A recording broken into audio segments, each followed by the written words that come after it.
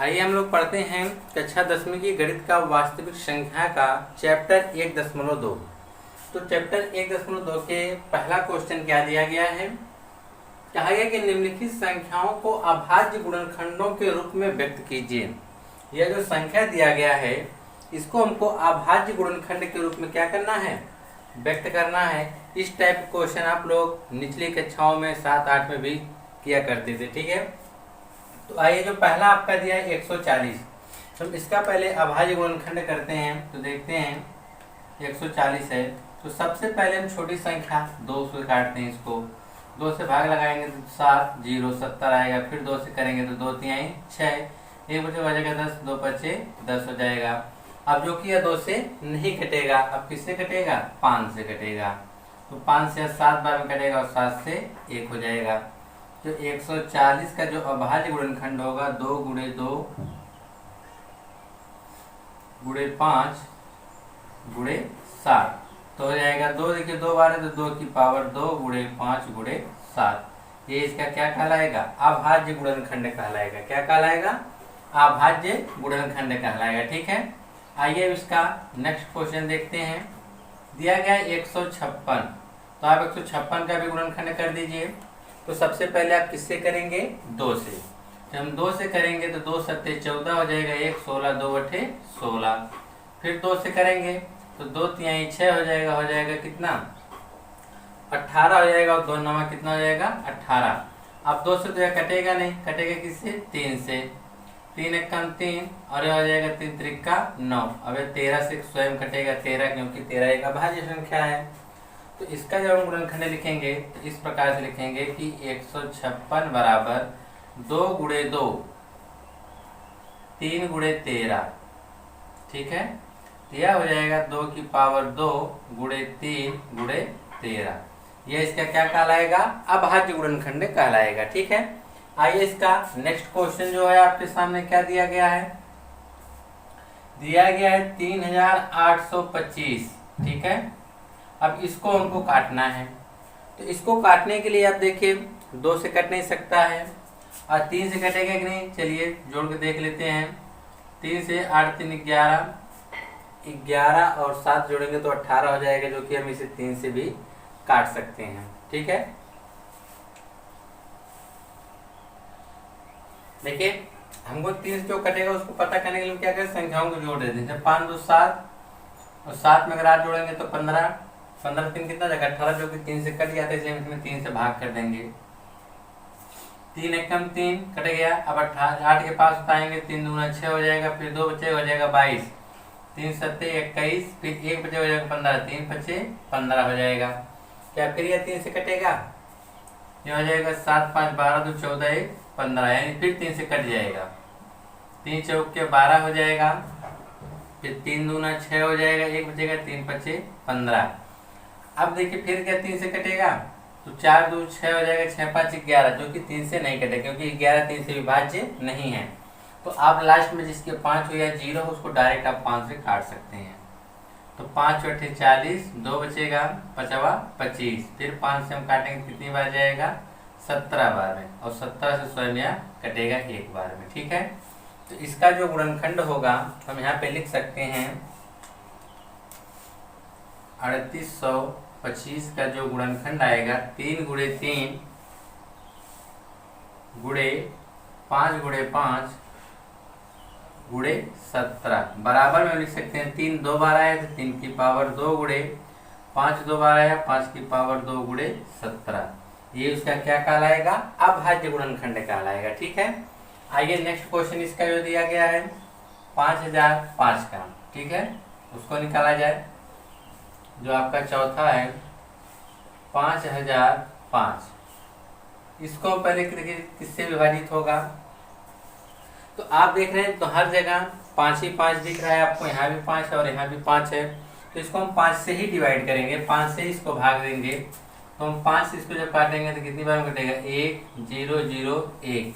5 से कटने के बाद अब ये किससे कटेगा, तो 5 से तो कटेगा नहीं, 6 से 7 से अगर हम भाग करके देखते हैं यहाँ पर आ जाएगा 7 1 7 3 हो जाएगा, 7 चौक 28, 2 बजे, हाँ 7 से कटेगा। यहाँ पे 7 से भाग लगाते हैं। तो देखिए 7 एक कम 7, यहाँ 3 बचे हो गया 30, 7 चौक 28, 2 बचे हो गया 21, 7 एक कम 7 त्रिक 21, 143 आएगा। ठीक है, और 143 किससे कटेगा? 11 से कटेगा। तो हम 11 जब भाग करेंगे तो 11 कम 11, 3 बचेगा 33, 11 दिया 33, फिर और किससे कटेगा? 13 से एक बार में। ठीक है, इसका जब हम गुणनखंड लिखेंगे, इसका जो गुणनखंड हो जाएगा 5005 का 5005 बराबर हम लिख सकते हैं 5 गुणे 7 गुणे 11 गुणे 13। यही होगा 5 गुणे 7 गुणे 11 गुणे 13 हो जाएगा। ठीक है, आइए इसका लास्ट वाला देखते हैं, जो इसका चौथा टॉपिक दिया गया है 7429। 7429। आइए अब इसको देखते हैं कि यह किससे कटेगा। इसको काटने के लिए देखिए किससे कटेगा? 12 13 25 65। तो यह कटेगा 17 से, देखा जाए 74 29, 17 चौक 68, 6 51, 17 7 119। यानी हम इसको 17 बार 17 से काट सकते हैं, आ जाएगा 437। अब 437 जो कि 17 दूनी 34 नहीं कटेगा। अब इसको हमको काटने के लिए 17 को 18 से तो कटने वाला नहीं है, 19, 437, 19 दूना 38, घटाएंगे 5, 19 तिया 57, यानी 19 बार में कटेगा। कितना है? 23, और 23 स्वयं से कटेगा एक बार में। ठीक है, तो अब इसका जब हम अभाज्य लिखेंगे कुछ इस प्रकार से होगा। तो हम लिख सकते हैं 1729 बराबर 17 गुणे 19 गुणे 23। क्या लिख सकते हैं? 17 गुणे 19 गुणे 23 के रूप में लिख सकते हैं। ठीक है, तो यह हो गया आपका क्वेश्चन नंबर पहले का सब। तो आप चाहे यह आप जो ऊपर गुणनखंड किया गया इसको आप रफ कार्य करके भी अलग कर सकते हैं, सिर्फ आप इतना भी दिखा देंगे यह भी, तब भी आपका यह सही है। अगर आप यह भी कर लेते हैं तो आपका यह क्वेश्चन गलत नहीं है। ठीक है, तो आइए अब हम चलते हैं नेक्स्ट क्वेश्चन की तरफ। क्वेश्चन नंबर दूसरा क्वेश्चन देखते हैं कि दूसरा क्वेश्चन क्या कहा गया है। कहा कि पूर्णांकों के निम्नलिखित युग्मों के एचसीएफ तथा एलसीएम ज्ञात कीजिए तथा इसकी जांच कीजिए कि दो संख्याओं का जो गुणनफल होगा वह एचसीएफ गुणे एलसीएम होगा। यानी जो आपके सामने दो संख्या दी गई हैं, कौन कौन सी? कि 26 और 91 दो संख्या दी गई है। ठीक है, तो आपको बताना है कि इनका जो गुणनफल होगा वह इनके एचसीएफ यानी मसा, एलसीएम यानी लसा के गुणनफल के क्या होगा? बराबर होगा। यही सिद्ध करके आपको दिखाना है। तो सबसे पहले हम इसका एचसीएफ और एलसीएम निकालते हैं। तो इसमें हमको दिया गया 26, पहले 26 का गुणनखंड करते हैं। तो 26 का गुणनखंड करेंगे और यह कार्य आप लोग रफ कार्य करिए, ठीक है ना, कहीं अलग। 26 का गुणनखंड करेंगे, पहले हम 2 से काटेंगे, कितना आएगा? 13, फिर 13 से स्वयं एक बार में कटेगा। तो आप यहाँ पे लिख सकते हैं 26 बराबर 2 गुणे 13। अब आ गया 91। 91 को हम रफ कार्य के द्वारा देखेंगे। तो इसमें देखिए कि क्या कुछ किससे कटेगा? 13 सतह 91 होता है। कितना होता है? 13 सतह 91 होता है ना, यानी हम 7 से इसको काट सकते हैं। 7 एक कम 7, 2 यहाँ आ जाएगा कितना? 7 3 21 13, 13 से कितनी बार कटेगा? एक बार में। तो आप 91 को लिख सकते हैं 7 गुणे 13। यहाँ तक तो कोई दिक्कत नहीं है, क्योंकि यहाँ तक तो आपने अभी लगाना सीख ही चुके हैं। अब आती है बात कि एचसीएफ और एलसीएम निकालने की। तो एचसीएफ और एलसीएम निकालने के लिए देखिए, तो सबसे पहले हम निकालते हैं एचसीएफ। ये हमारा एचसीएफ क्या होगा? एचसीएफ मतलब यही होता है कि जो हाईएस्ट कॉमन फैक्टर, यानी जो उसमें कॉमन हो, दोनों में क्या हो? कॉमन हो। अधिक से अधिक संख्या जो उसमें क्या हो? कॉमन हो उस फैक्टर में, पूर्णखंड में। तो इसमें कॉमन क्या है? 13 है। तो ये हमारा इसका एचसीएफ कितना हो जाएगा? 13 होगा। क्योंकि देखिए इसमें 2 है, लेकिन इसमें 2 नहीं है। इसमें 7, इसमें 7 भी नहीं, इसका मतलब 2 और 7 हम ले नहीं सकते हैं। इसमें भी 13 है, इसमें भी 13, तो हमारा कॉमन क्या बन रहा है 13, इसलिए HCF बराबर हमारा क्या हो जाएगा 13 हो जाएगा। अब आइए बात लोवेस्ट यानी यल क्या है LCM है, ठीक है। तो आइए इसको देखते हैं हम लोग LCM क्या होता है। LCM में हम वह सभी संख्याएं लेते हैं, लेकिन LCM में क्या होता है कि जो भी अगर कोई चीज डबल आ रही है, इसमें भी इसमें मान लीजिए 13 है, इसमें भी 13 है, इसमें 13 2 बार आया, इसमें 13 1 बार आया है, तो जो सबसे अधिक बार आया है हम उसको लेते हैं। तो यहाँ पे अगर आप देखेंगे और इसमें सभी संख्याएं यानी सभी गुणनखंड को ही लिया जाता है। जैसे यहाँ पर पहले 2 आया है, 2 कहीं है नहीं है तो हम 2 को भी लिखेंगे गुणे, फिर उसके बाद 7 है, 7 को भी हम लिखेंगे गुणे 13। यहाँ देखिए 13 एक एक बार दोनों में आया है, तो हम 2 बार नहीं लिखेंगे बल्कि कितनी बार लिखेंगे एक बार ही लिखेंगे। कितनी बार लिखेंगे एक बार। ऐसे मान लीजिए कि अगर यहाँ पर 13 आ जाता फिर एक ठो मान लीजिए एग्जाम्पल के स्वरूप, ठीक है। तो यहाँ पे देख रहे हैं 13 2 बार आ गया है और यहाँ पे 13 कितनी बार है एक बार, तो हम 13 कितनी बार लिखेंगे 2 बार। सबसे अधिक 13 की संख्या कितनी आएगी 2, इसलिए हम 13 2 बार लिखेंगे, ठीक है। आइए और आगे हम देखेंगे सवाल, तभी आपको समझ में आ जाएगा, ठीक है। तो यह हो गया आपका LCM और HCF। अब हमने निकाल लिया कि जो HCF और LCM तो हमने ज्ञात कर लिया है, लेकिन जांच करके हमको दिखाना है कि जो दो संख्याओं का गुणनफल होगा वह HCF और LCM के क्या होगा बराबर होगा। तो हम चलेंगे प्रश्नानुसार, जो कहा गया हम वही कर देते हैं, ठीक है। प्रश्नानुसार हमको क्या बताना है कि दो संख्याओं का गुणनफल, लिखेंगे संख्याओं का दोनों संख्याओं का गुणनफल, दोनों संख्याओं का गुणनफल जो बराबर होगा किसके बराबर होगा HCF गुणे LCM की, ठीक है। तो दो संख्या हमारे कितना है 26 गुणे 91 है, तो 26 गुणे 91 बराबर HCF कितना आया है, HCF आया है 13 गुणे LCM कितना आया है 2 गुणे 7 गुणे 13, ठीक है ना। तो आइए अब इसका हम गुणा कर देते हैं, यह आपका रफ कार्य होगा जो हम गुणा करेंगे, ठीक है। तो आइए इसका हम लोग गुणा करके देखते हैं कि कितना होगा। तो चलिए 26 में 91 का गुणा हम लोग कर लेते हैं। 26 में 91 का एक का गुणा करेंगे तो 26 आएगा, 9 छक 54 5 का 9 18 5 23, ठीक है। यहाँ 6 6 2 यानी कितना आ गया 2366, गुणा करने कितना आया 2366 आ गया है। तो हम यहाँ पे लिख सकते हैं 2366 बराबर।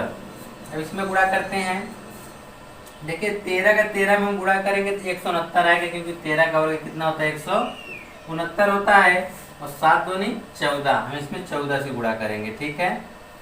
तो 14 नामा होता है 126, 12 हो जाएगा, 14 छक 84 84 और 12 जोड़ेंगे तो कितना हो जाएगा 96, 9 हो जाएगा, 14 एक कम 14 9 23, आगे 2366, यानी गुणा करने पे भी कितना आ गया 2366। देखने की नहीं आपके सामने जो गुणा किया गया है ना, कि 13 का 13 में हम गुणा करेंगे कितना आएगा 169 आएगा, और 7 दूनी 14, इसका आपस में गुणा किया 2366, इसमें भी आया 2366 इसमें भी आया। तो आप लिख सकते हैं कि इस प्रकार इस प्रकार जो होता है आपका कि दो संख्याओं का गुणनफल, दो संख्याओं का जो गुणनफल होता है वह HCF गुणे LCM के बराबर होता है। देख रहे हैं कि नहीं, हमने दो संख्याओं को गुणनफल किया तो भी 2366 आया, हमने HCF और LCM का गुणनफल किया कितना आया 2366 किया आया, ठीक है। आइए अब इसका दूसरा क्वेश्चन देखते हैं, इसे आप लोग नोट कर लीजिएगा वीडियो को रोक कर, या शॉर्ट स्क्रीन निकाल लीजिएगा, ठीक है। तो आइए क्वेश्चन नंबर 2 देखते हैं। क्वेश्चन नंबर 2 में क्या कहा गया है। क्वेश्चन नंबर 2 दिया गया है 510 और 92, ठीक है। तो पहले हम 510 का गुणनखंड करेंगे, तो यहाँ पे हम लिख देंगे 510, सबसे पहले हम 2 से काटेंगे तो 2 दूना 4 हो जाएगा, यहाँ कितना हो जाएगी 11 2 25 10 हो जाएगा, और एक बचेगा फिर 2 25 10 255 आएगा, ठीक है। फिर हम 2 से तो कटेगा नहीं, 5 5 10 2 3 से कट सकता है।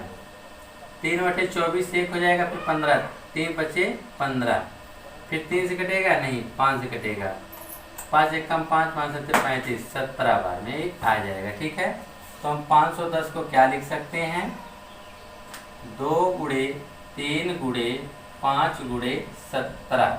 ठीक है, अब उसके बाद हम 92 का गुणनखंड करेंगे। यह भी आपका रफ कार्य ही होगा। 2 से काटेंगे तो 2 चौक के 8 होगा, 12 2 छक्का 12, फिर 2 से काटेंगे 2 3, और 23 स्वयं से कटता है, जान लीजिए 23 का भाज्य संख्या होती है। ठीक है, तो 92 का आ जाएगा आपका 2 गुणे 2 गुणे 23, 2 गुणे 2 गुणे 23। ठीक है, यह तो हो गया गुणनफल। लेकिन अब बात किसकी आती है कि एचसीएफ क्या होगा, क्या होगा एचसीएफ। तो हम एचसीएफ चलिए निकालते हैं इसका, तो एचसीएफ, तो एचसीएफ यही कि जो दोनों में कॉमन पाया जाए। तो आप देखिए दोनों में क्या कॉमन पाया जा रहा है, ऐसी कौन सी संख्या जो दोनों में पाई जा रही है और वो भी सबसे अधिक बार। तो यहाँ पे देख रहे हैं, सॉरी इसमें सबसे कम बार निकाला जाता है। 2 यहाँ पर 2 बार है और यहाँ पे 2 1 बार है। अगर हम देखें दोनों में सिर्फ हमको एक ही जोड़ा मिल रहा है, बाकी उसके अलावा किसी का भी दोनों संख्याओं में कोई कॉमन नहीं मिल रहा है, इसलिए एचसीएफ बराबर सिर्फ हमारा क्या होगा 2 होगा। देख रहे कि नहीं, सबसे न्यूनतम इन्हीं का जोड़ा बन पा रहा है, बाकी और किसी का किसी के साथ जोड़ा बन पा रहा है। दोनों में से और कोई संख्या है जो कॉमन है नहीं है, सिर्फ क्या कॉमन है 2, इसलिए इसका जो एचसीएफ होगा वह कितना होगा 2 होगा। ठीक है ना, ऐसा आपको नहीं बनाना है, समझाने के लिए बनाया गया था। ठीक है, अब आइए निकालते हैं इसका एलसीएम। इसका एलसीएम क्या होगा, एलसीएम। तो एलसीएम में हम लोग क्या करते हैं, अधिक से अधिक संख्या लेते हैं। तो आप देख रहे हैं यहाँ 2 कितनी बार आया है, 1 बार आया है, इसमें 1 बार आया है, इसमें 2 कितनी बार आया है 2 बार। तो सबसे अधिक हम लेंगे, तो सबसे अधिक कितनी बार आया है 2 बार आया है। 2 कितनी बार आया है 2 बार आया है, हम 2 बार लिखेंगे, 2 गुणे 2, 2 का काम खत्म। 2 के बाद फिर 3 आया है, तो 3 1 बार आया है, 3 को हम 1 बार लिखेंगे। 5 भी 1 बार आया है, तो हम गुणे 5 भी लिखेंगे। अब उसके बाद 5 बाद फिर कौन संख्या है 17, तो हम 17 को भी लिखेंगे। फिर क्या आया है 23, तो हम 23 को भी लिखेंगे। यह हो गया आपका एलसीएम, 2 गुणे 2 गुणे 3 गुणे 5 गुणे 17 गुणे 23। ये आपका क्या निकल कर आया है एलसीएम है। एलसीएम में आप लोग कंफ्यूज हो रहे हैं, हमको पता है, तो फिर समझिए एलसीएम में हम क्या करते हैं, जो भी संख्या दी रहती है अगर वह दोनों में पाई जा रही है, क्या कह रही है दोनों में, तो दोनों में से जो सबसे अधिक बार आती है उसको हम लिखते हैं। फिर उसके बाद देखते हैं जो बची हुई संख्या है कि उसमें अगर 1 1 बार आए तो हम सबको नोट करेंगे, इसमें कोई भी संख्या छोड़ी नहीं जाती है। लेकिन एचसीएफ में क्या होता है कि इसमें सिर्फ हम वही संख्या लिखते हैं जो दोनों में पाई जाए। जैसे यहाँ पे 2 2 दोनों में पाए गए, इसलिए हमने 2 लिखा, बाकी उसके अलावा किसी और में जोड़ा इसका नहीं पता, इसलिए हम इसको क्या करते हैं छोड़ देते हैं। सिर्फ हमारा एचसीएफ 2 का आता है।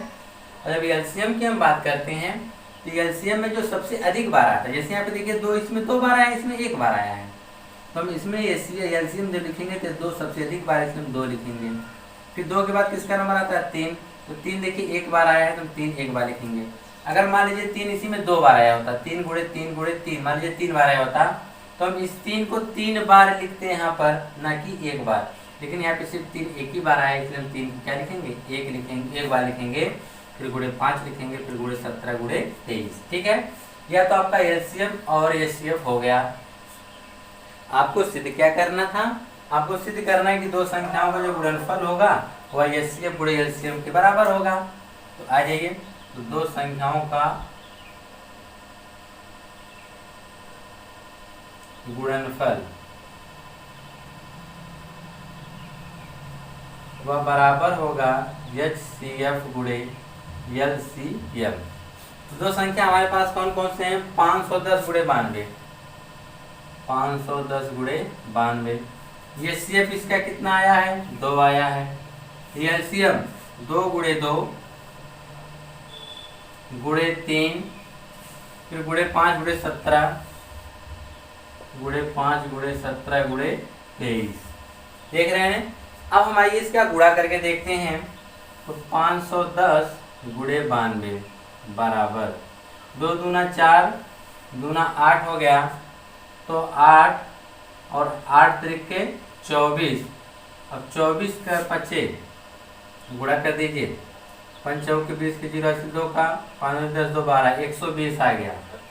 कितना आ गया 120, गुणे में क्या बचा हुआ है 17 गुणे 23।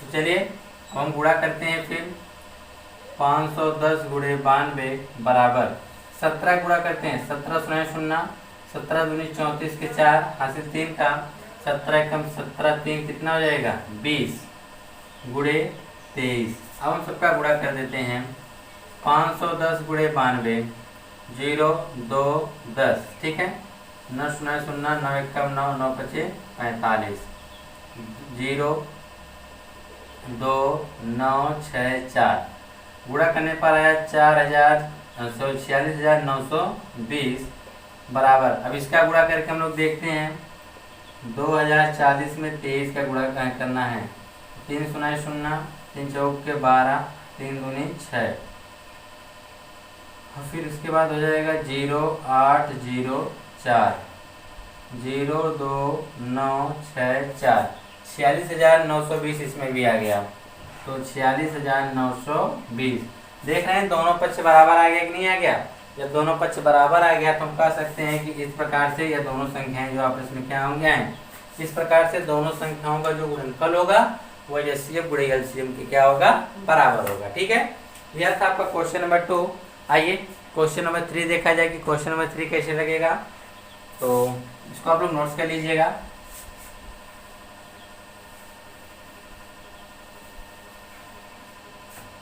क्वेश्चन नंबर 3 दिया है 336। तो पहले हम लोग 336 का गुणनखंड कर लेते हैं। 336 पहले हम 2 से काटेंगे, 2 1 कम 2 हो जाएगा 13, 2 6 का 12 हो जाएगा 16, 2 बटे 16। फिर 2 से काटेंगे तो 8, यहाँ 4 हो जाएगा। फिर 2 से काटेंगे 4 और 2 हो जाएगा। ठीक है, फिर 2 से काटेंगे तो 2 1 हो जाएगा। फिर 3 से 21 देख रहे हैं कि नहीं। इसका जो गुणनखंड होगा 2 गुणे 2 गुणे 2 गुणे 2 गुणे 2 कितनी बार आया है 4 बार आया है। 2 गुणे 2 गुणे 2 गुणे 2 4 बार। और 3 कितनी बार आया है 3 गुणे 7। तो आप इसे इस प्रकार से लिख सकते हैं 2 की पावर कितना 4 गुणे 3 गुणे 7। ठीक है, अच्छा अब इसके बाद आपका नेक्स्ट कितना है 54 है। 2 से अगर इसमें भाग करेंगे तो 2 दूना 4 2 सत्ते 14, फिर 3 से 9, फिर 3 से 3, फिर 3 से 1। तो हम लोग 54 को लिख सकते हैं 2 गुणे 3 गुणे 3 गुणे 3। इस प्रकार लिख सकते हैं 2 गुणे 3 की पावर 3, क्योंकि 3 कितनी बार आया है 3 बार आया है। ठीक है, अब इतना करने के बाद अब इसका हम निकालेंगे एलसीएम और एचसीएफ। तो इसका हम लोग पहले निकालते हैं कि एचसीएफ कितना होगा। एचसीएफ मतलब दोनों में जो पाया जाए। ठीक है, आप देख रहे हैं इसमें 2 कितनी बार आया है 4 बार आया है। इसमें 2 कितनी बार आया है 1 बार आया है। तो एचसीएफ में हम लोग न्यूनतम निकालते हैं। एचसीएफ में क्या निकालते हैं न्यूनतम। तो न्यूनतम में आप जो देखिए कि यहाँ पर 2 4 बार है, यहाँ पे 2 1 बार है। अगर हम देखें जोड़ा सिर्फ कॉमन निकालने के बाद यहाँ से सिर्फ हम एक ही 2 निकाल सकते हैं और यहाँ से तो 4 2 है, इसमें से भी 1 निकाल सकते हैं। फिर उसके बाद हम लोग 2 कहीं से निकाल नहीं सकते हैं। या तो आप इस प्रकार से समझिए, अगर इसको हम लोग हटा देते हैं तो आप लोग के लिए और भी देखिए समझने का आसान तरीका क्या हो जाएगा। हमने इसका इस तरह जोड़ा बन गया, बाकी और किसी 2 का जोड़ा बन पा रहा है क्योंकि यह 2 ऊपर 3 2 है लेकिन नीचे 2 1 भी है नहीं है। तो आपका यहाँ पे 2 हो जाएगा एचसीएफ। फिर गुणे में देखिए क्या और भी कुछ मिल रहा है क्या, लेकिन यहाँ पे देखिए 3 1 ठो है, आपने 3 के साथ इसका जोड़ा बना दिया तो गुणे 3 हो गए।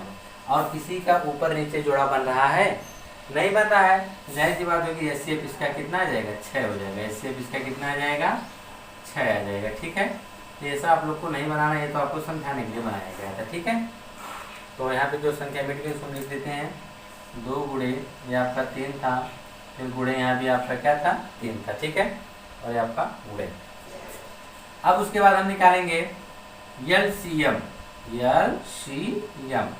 एलसीएम में जो सबसे अधिक बार आता है 2, इसमें कितनी बार आया है 4 बार। इसमें कितनी बार आया है 1 बार। तो सबसे अधिक कितनी बार आया है 4 बार। तो एचसीएफ आपका 2 4 बार लिखा जाएगा, 2 गुणे 2 गुणे 2। 2 के बाद 3 देखेंगे तो 3 इसमें 3 बार आया, इसमें 1 बार आया, तो सबसे अधिक किसमें बार आया? 3 बार आया। 3 गुणे 3 गुणे 3, 2 भी हो गया 3 भी हो गया, बच गया 7, जो कि अकेला है, सिर्फ 7 को हम 1 बार लिखेंगे। ठीक है, तो आइए अब इसमें सभी को हम रख देते हैं। तो दो संख्या कौन है? 336 गुणे 54 बराबर इसका एचसीएफ हमने निकाला, कितना आया? 6 गुणे एलसीएम देखिए, 2 दूना 4 दूना 8 दूना 16, तो 16 चाहे इस प्रकार पहले संख्या लिख लीजिए, 1 2 3 4, 2 4 बार आया है, 2 गुणे 2 गुणे 2 गुणे 2, 3 कितनी बार आया? 3 बार, तो 3 गुणे 3 गुणे 3 गुणे 7। ठीक है, दिखाई दे रहा है। फिर उसका करते हैं, जब इसका हम गुणा करेंगे इसकी तरफ पहले नोट कर लीजिए, 336 गुणे 54 बराबर इसको 6 गुणे 2 दूना 4 दूना 8 दूना 16, 2 दूनी 4 दूना 8 दूना कितना हो जाएगा? 16 गुणे 27 हो जाएगा, गुणे में कितना हो जाएगा? 7। तो ये 336 गुणे 54 को रहने दीजिए बराबर, इधर देखेंगे तो 16 6 का कितना हो जाएगा? 96 गुणे 49 9 से 4 का हो जाएगा, और 7 दूनी 14 4 कितना हो जाएगा? 18। 336 में 54 का गुणा कर देते हैं,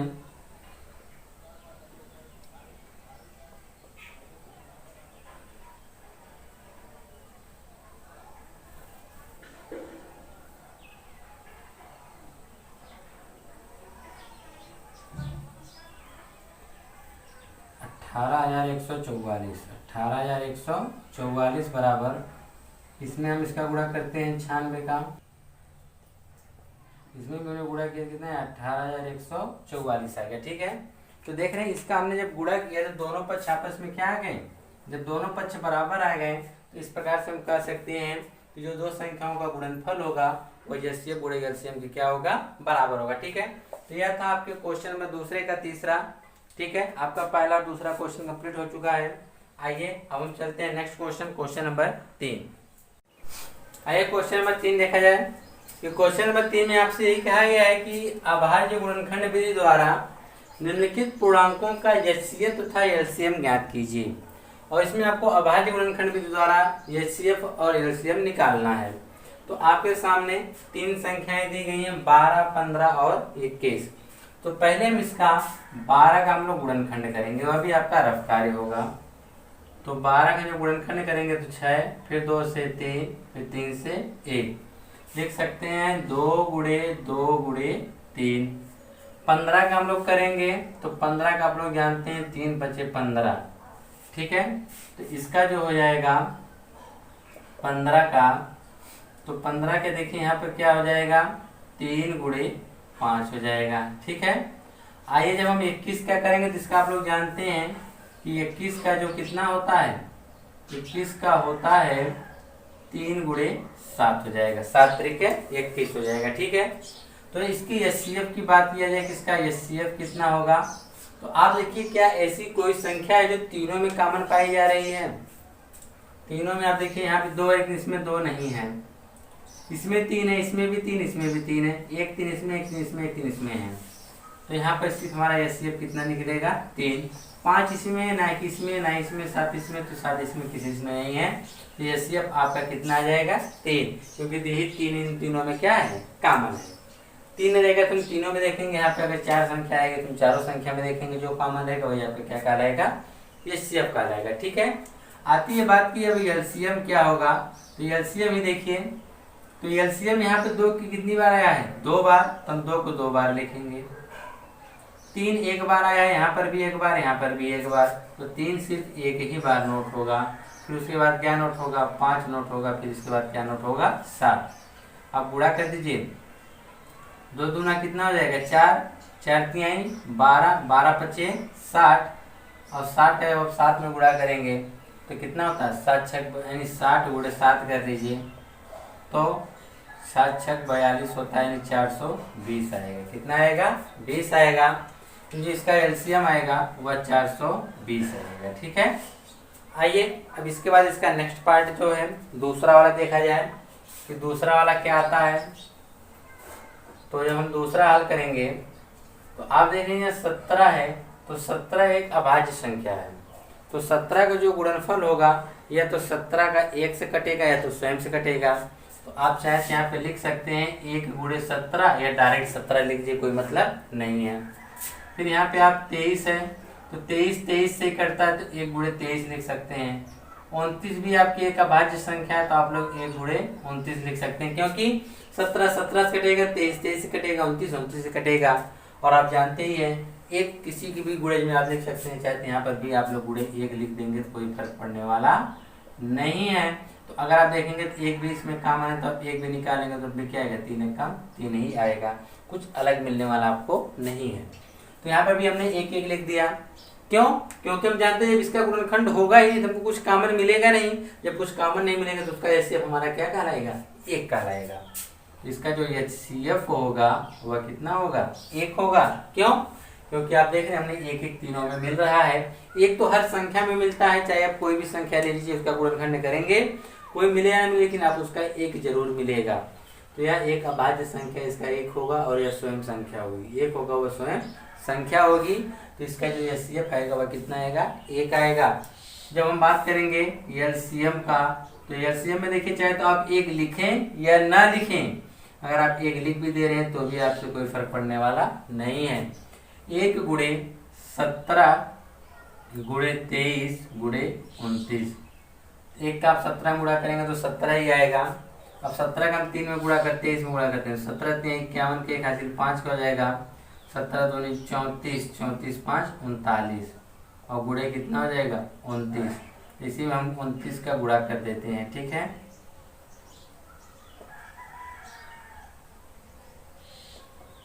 पैंतीस हो जाएगा, फिर 2 1 कम 2, 9 दूनी 18 का 8 से लिखा, 3 दूनी 6 1 7 हो जाएगा, 9 3 8 5 12 7 3 10 11, यानी आ गया 11,339। ये इसका क्या आया है, एलसीएम आया है। इसका क्या आया है, एलसीएम आया है, ठीक है। यह हो गया दूसरे का एलसीएम। और आप लोग जान ही गए हैं कि 1 लिखें या नहीं लिखें, 1 को कोई फर्क पड़ता नहीं है, या तो आप लोग भली भांति जानते हैं, इसलिए इसका जो एचसीएफ होगा वह 1 होगा। अगर जहाँ कुछ भी कॉमन ना हो वहाँ पर आपको 1 कॉमन मिलता है, ठीक है। ये आपका एचसीएफ और एलसीएम हो गया। आइए तीसरा वाला देखते हैं। तीसरा वाला दिया है आपका 8 का अगर आप लोग गुणनखंड करेंगे तो देखिए 8 का हम लोग गुणनखंड जब करेंगे तो 2 चौके 8, फिर 2 से 2, फिर 2 से 1, यानी 2 गुणे 2 गुणे 2। 9 को हम लोग क्या लिख सकते हैं, 9 जानते हैं 3 तरीका 9 होता है। 25 को आप क्या लिख सकते हैं, 5 गुणे 5, यह तो इसका गुणनखंड हो गया। तो आइए अब हम इसका क्या निकालते हैं, एचसीएफ निकालते हैं।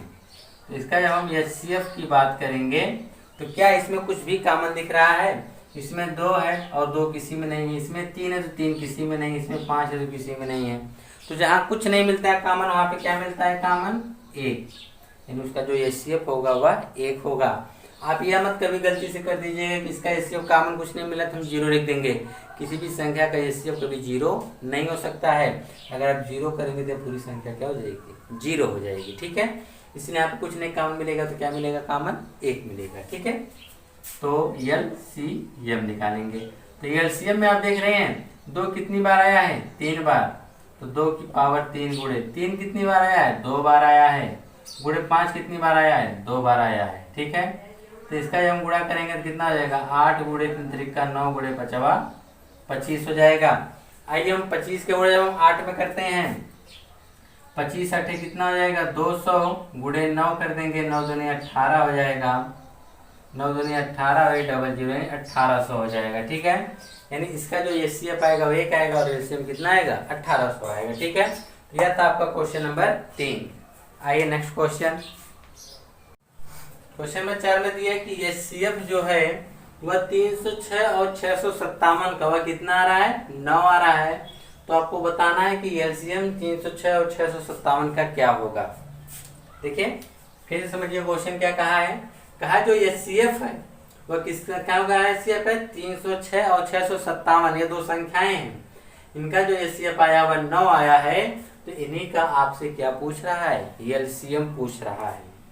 तो आपने अभी एक कथन सिद्ध किया था, क्या सिद्ध किया था, कि दो संख्याओं का गुणनफल, दो संख्याओं का गुणनफल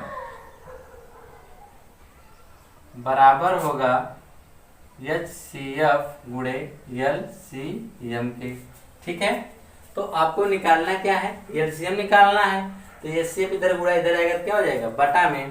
तो आप लिख सकते हैं कि LCM बराबर आपका हो जाएगा दो संख्याओं का गुणनफल, दो संख्याओं का गुणनफल बटा HCF, यही ना होगा। तो आप रख दीजिए दो संख्याएं यहाँ पर कितनी कितनी हैं, 306 गुणे 657 बटा HCF कितना है, HCF इसका 9 है।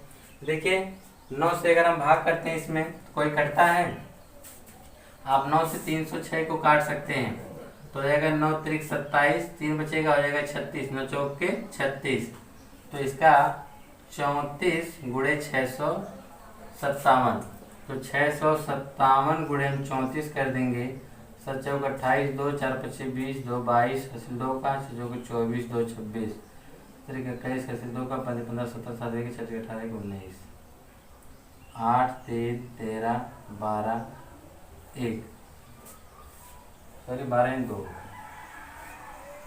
आ जाएगा 22,338। जो इसका LCM होगा वह कितना आएगा, 22,338 आएगा। ठीक है, तो यह था आपका क्वेश्चन नंबर 4। आपको इसमें कुछ नहीं करना था, आपको LCM दिया था, सॉरी HCF दिया था, आपको LCM निकालना था। और आपने क्वेश्चन नंबर, इसमें आपने क्वेश्चन नंबर दूसरे में ऐसे किया था कि दो संख्याओं का जो गुणनफल होगा वह HCF गुणे LCM के बराबर होगा। तो आपको LCM की आवश्यकता थी, HCF इधर गुणा में इधर भेजेंगे तो कहाँ आ जाएगा, बटा में आ जाएगा। तो LCM निकालना है इसका। तो LCM दो संख्या कौन कौन सी थी, 306 गुणे 657 और HCF कितना है, बटा 9। 9 से हमने भाग किया, कितनी बार भाग गई, 34 बार में इससे कट गया। 34 का जब 657 में गुणा किया गया तो 22,338 प्राप्त हुआ। ठीक है, यह था क्वेश्चन नंबर 4। आइए नेक्स्ट क्वेश्चन। अब क्वेश्चन नंबर 5 देखते हैं कि कहा गया है कि जांच कीजिए कि प्राकृतिक संख्या n के लिए संख्या 6 की पावर n का अंक 0 पर समाप्त हो सकती है। यानी कहने का मतलब क्या है कि अगर n एक प्राकृतिक संख्या हो, यानी 6 की पावर जैसे 1 2 3 4 5 ऐसे कर देंगे, तो जो उसका अंतिम अंक होगा वह किस पे समाप्त होगा, 0 पे समाप्त होगा। आपको यही सिद्ध करके बताना है या जांच करना है इसका क्या ऐसा या हो सकता है या नहीं। तो देखिए उसके लिए आपको क्या करना पड़ेगा, अगर कोई संख्या 0 पे समाप्त होती है, जैसे हमने यहाँ पे लिखा 530, देखिए सबसे अंतिम अंक क्या है, 0 पे है। तो अगर कोई भी संख्या अगर वो 0 पे समाप्त होती है तो वह 10 का विभाज्य हो जाएगी, 10 से क्या हो जाएगी, विभाज्य हो जाएगी। लेकिन अब यह देखना है कि जो 6 की पावर n है वह 10 से विभाज्य होता है या नहीं। तो हम यहाँ पे लिखेंगे कि यदि किसी संख्या का अंक, यदि किसी संख्या का अंक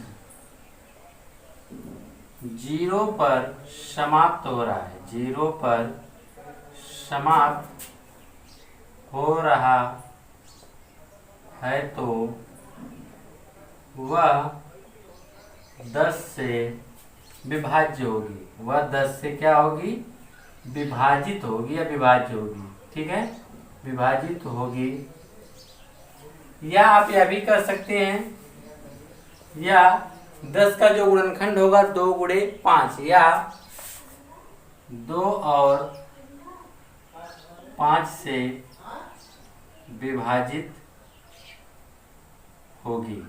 ठीक है, यह उसकी शर्त है। कब, यदि किसी संख्या का जो अंक है वह सबसे अंतिम अंक जो 0 आता है तो यानी वह 10 से विभाजित होगा, या 10 का जो गुणनखंड होगा 2 और 5 से विभाजित होगा। ठीक है, क्योंकि हम जानते हैं कि जो 10 का गुणनखंड होता है वह 2 गुणे क्या आता है, 5। अगर कोई संख्या 10 से विभाजित होगी तो वह 2 और 5 से भी क्या होगी, विभाजित होगी। ठीक है, तो आप यहाँ पे लिख सकते हैं क्योंकि जो 10 होता है वह 2 गुणे 5 का गुणनखंड होता है, इसका जो अभाज्य गुणनखंड होता है कितना होता है, 2 गुणे 5 होता है। अब हमको यह देखना है तो यह जो इसका जो 6 की पावर n का जो अभाज्य गुणनखंड आएगा वह कितना आएगा, तो लिखेंगे 6 की पावर n का अभाज्य गुणनखंड, अभाज्य गुणनखंड। तो देख रहे हैं 6 को हम लोग क्या लिख सकते हैं, 2 की गुणे 3, ठीक है। तो इसकी पावर कितना हो जाएगा n, तो आप यहाँ पे लिख सकते हैं 2 की पावर n गुणे 3 की पावर n। देख रहे हैं कि नहीं। तो आप देखिए 6 की पावर n का जो अभाज्य गुणनखंड होगा 2 गुणे 3 की पावर n हो जाएगा। तो यह जो n है यह इसकी घात को हम लोग दोनों संख्याओं के ऊपर लिख सकते हैं। जैसे यहाँ 2 है तो हम 2 की पावर n कर देंगे, गुणे 3 है 3 की पावर क्या कर देंगे, n कर देंगे। अब इसके बाद हम देखिए क्या करेंगे, अब यहाँ हम देखेंगे कि जो 6 की पावर n है इसमें जो 5 है तो यह 5 के इसमें कोई गुणनखंड ही हमको नहीं प्राप्त हो रहा है। तो हम लिख सकते हैं 6 की पावर n का अभाज्य गुणनखंड, अभाज्य गुणनखंड में जो यहाँ पे देखा जाए कि जो 5 होगा तो उसमें 5 का कोई भी ऐसा नहीं है, मिले कह सकते हैं गुणनखंड में 5 नहीं है। 5 जब नहीं होगा इसका मतलब ये 5 से विभाजित नहीं होगा। तो आप यह कह सकते हैं कि जो 5 होगा वह 6 की पावर n से विभाज्य नहीं होगा। लिखेंगे तो 5 नहीं है, तो अतः यह इस प्रकार लिख सकते हैं, तो 5 से 6 की पावर n विभाजित नहीं होगा, पावर n से विभाजित नहीं होगा। जब 6 की पावर 5 से 6 की पावर n विभाजित नहीं होगा तो आप यह कह सकते हैं कि जो इसका 6 की पावर n होगा, जो उसका अंतिम अंक जो कह रहा है कि 0 होगा, वह 0 नहीं आएगा। क्यों? अगर 0 आने की शर्त है कि वह 5 से और 2 से क्या होना चाहिए, विभाजित होना चाहिए, लेकिन 5 से विभाजित नहीं हो रहा है, यानी 10 से होना चाहिए। तो 10 से नहीं हो रहा तो 5 से या 2 से होना चाहिए, तो यहाँ 5 से नहीं हो रहा है, 2 से हो रहा है लेकिन 5 से नहीं होना, लेकिन शर्त क्या होनी चाहिए, दोनों से विभाजित होना चाहिए, ठीक है। तभी जाके उसका जो पावर वो क्या आना चाहिए, 0 आएगा। तो हम यहाँ पे नीचे लिख सकते हैं साफ साफ कि किसी प्राकृतिक संख्या के लिए, किसी प्राकृतिक संख्या के लिए, किसी प्राकृतिक संख्या n के लिए संख्या 6 की पावर n का जो अंक आएगा वह 0 पर समाप्त नहीं हो सकता है। आप इससे चाहे तो समझ सकते हैं, इसे आप लोग जानते हैं कि एक प्राकृतिक संख्या होगी, 3 बराबर क्या आएगा, 1 2 3 4 5 6, इस प्रकार से होगा। तो आप अगर 6 की पावर 1 रखेंगे तो भी 6 मिलेगा, अगर 6 के ऊपर 2 रखेंगे 6 गुणे 6 होगा, तभी आपको 36 मिलेगा। 6 की पावर 3 रखेंगे तो 6 गुणे 6 गुणे 6 मिलेगा, लिख रहे हैं नहीं, 36 6 का 216 मिलेगा। इसमें भी 6 मिला, इसमें भी 6 मिला है, इन्हें इसकी कितने भी घात क्यों ना कर दें, उसके जो आखिरी अंक आपको मिलेगा वह 6 मिलेगा, ना कि 0 मिलेगा, ठीक है। तो यहाँ पे जो कहा गया है कि जो आखिरी जो समाप्त जो अंक होगा वह 0 पर होगा, वह 0 पर ना समाप्त होगा बल्कि किस पे समाप्त होगा, 6 पर। ये आपको बताने, जैसे यहाँ पे आपको क्वेश्चन बदल भी सकता है, जैसे पूछ देगा कि जो अंक होगा 0 पर बल्कि क्या होगा समाप्त, 6 पे समाप्त होगा, तो आपको यहाँ पे दिखाना पड़ेगा इस प्रकार से, ठीक है। तो इसको आप लोग जानते रहिएगा। तो आप यहाँ पे लिख सकते हैं जो n के लिए जो 6 की पावर n का जो अंक होगा वह 0 पर समाप्त नहीं होगा। क्यों नहीं समाप्त होगा? क्योंकि जो इसका जो अभाज्य गुणनखंड आ में 5 नहीं है, जब 5 नहीं है तो जो 6 की पावर n होगा वो 5 से विभाजित नहीं होगा। जब 5 से विभाजित नहीं होगा तो यह क्या कहलाएगा कि यह जो इसका जो अंतिम अंक है वह 0 आपको नहीं मिलेगा। 0 होने के लिए आपको पास 10 से वह विभाजित होना चाहिए।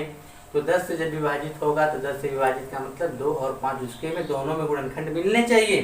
तो 2 मिल रहा है लेकिन 5 नहीं मिल रहा है, जिसकी वजह से आप कह सकते हैं कि यह जो 0 उसका अंक समाप्त नहीं होगा, ठीक है। आइए अब नेक्स्ट क्वेश्चन, क्वेश्चन नंबर 6 क्या कहा गया है? कहा है कि व्याख्या कीजिए कि 7 गुणे 11 गुणे 13 प्लस 13 और 7 गुणे 6 गुणे 5 गुणे 4 गुणे 3 गुणे 2 गुणे 1 प्लस 5 भाज्य संख्याएं हैं, क्यों? आपको यह बताना है।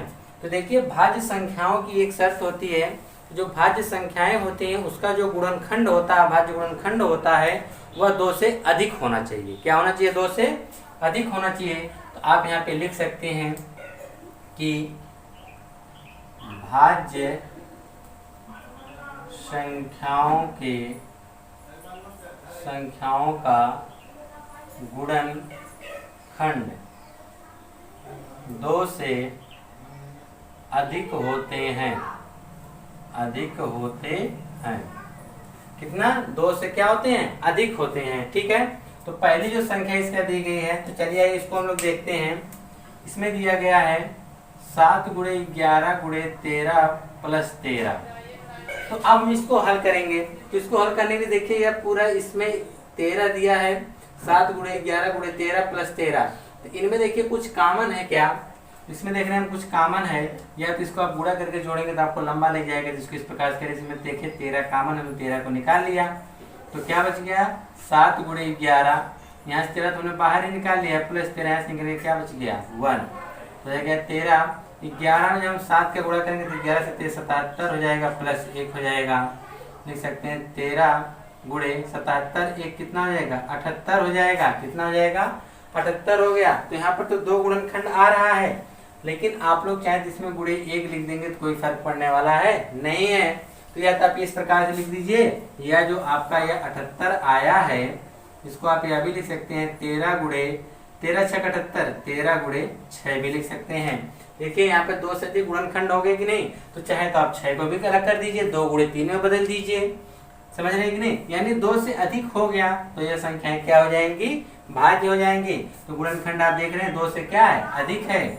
लिख दीजिए गुणनखंड जो है इसके 2 से अधिक हैं। गुणनखंड 2 से क्या है? अधिक हैं। तो यह संख्या क्या होगी? भाज्य होगी। यह संख्या क्या होगी? भाज्य होगी। ठीक है, अब उसके बाद जो दूसरा वाला है 7 गुणे 6 गुणे 5 गुणे 4 गुणे 3 गुणे 2 गुणे 1 प्लस 5। ठीक है, अब इसमें हम देखेंगे कि क्या हमको कॉमन मिल सकता है। तो हम देख रहे हैं इसमें देखिए हमको 5 कॉमन मिल जा रहा है। हमने 5 को निकालेंगे तो क्या होगा? 7 गुणे 6 गुणे 4 गुणे 3 गुणे 2 गुणे 1 प्लस यहाँ से तुमने 5 निकाल लिया तो क्या बच गया? 1।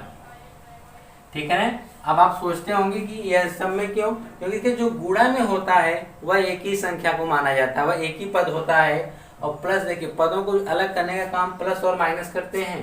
तो यहाँ पे देखिए अगर यहाँ पे गुणा होता तो टोटल एक पद कहलाते हैं, यहाँ पर प्लस या माइनस आ गए तो यानी यह पूरा एक पद है और ये एक पद यानी 2 पद हो गए। ठीक है, तो दोनों पदों में हमको क्या कॉमन मिला? 5। हमने यहाँ से 5 कॉमन निकाला तो क्या हो गया? 7 गुणे 6 गुणे 4 गुणे 3 गुणे 2 गुणे 1, और यहाँ से हमने 5 कॉमन निकाला तो क्या हो गया? प्लस 1 हो गया।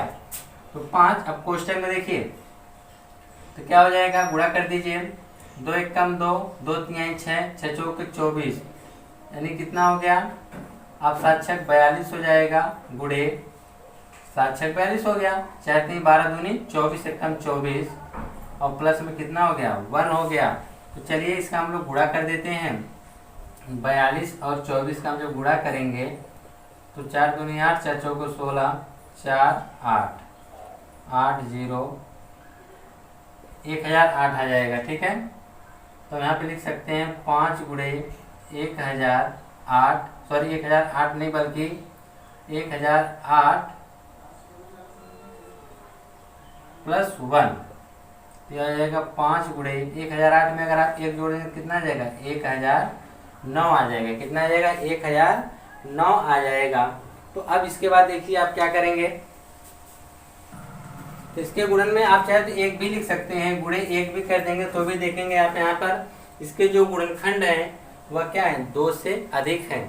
क्यों? क्योंकि 5 गुणे 1009 गुणे 1 हो गया, यानी इसके जो गुणनखंड है वह कितना है? 2 से अधिक है। तो आप लिख सकते हैं गुणनखंड 2 से अधिक है। गुणनखंड 2 से अधिक है। गुणनखंड 2 से क्या है? अधिक है।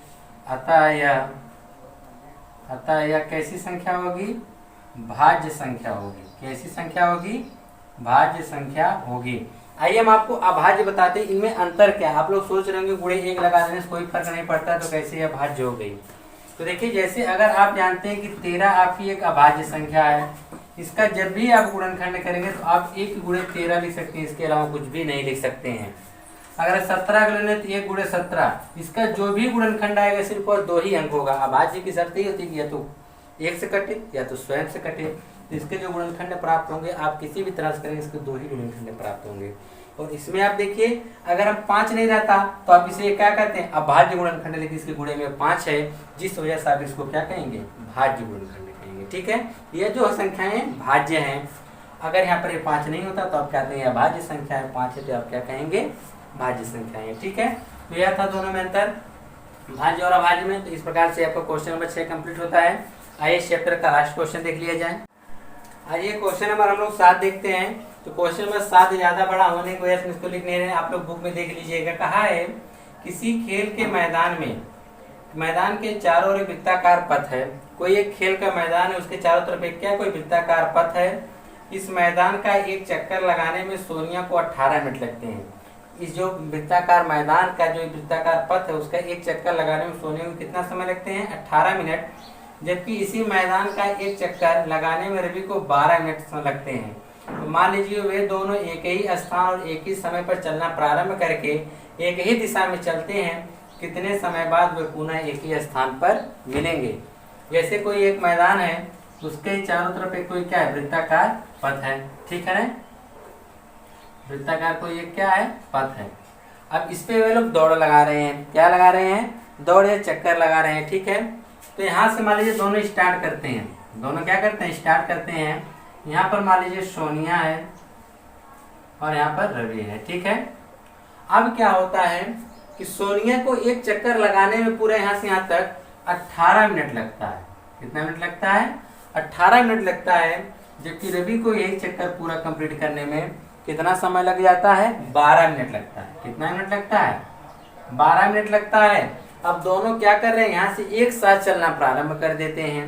तो आपको यही बताना है कि जब दोनों एक साथ चलना प्रारंभ करते हैं तो कितने समय के पश्चात, क्या पूछा गया है, हाँ, कि कितने समय के बाद वह पुनः एक ही स्थान पर मिलेंगे। तो यहाँ पे लिखेंगे,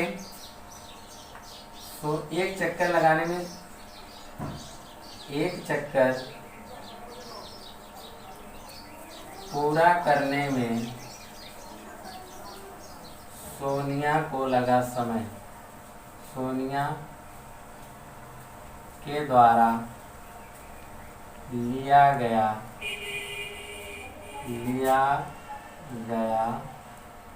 समय जो है वह कितना है, 18 मिनट है। कितना है, 18 मिनट है।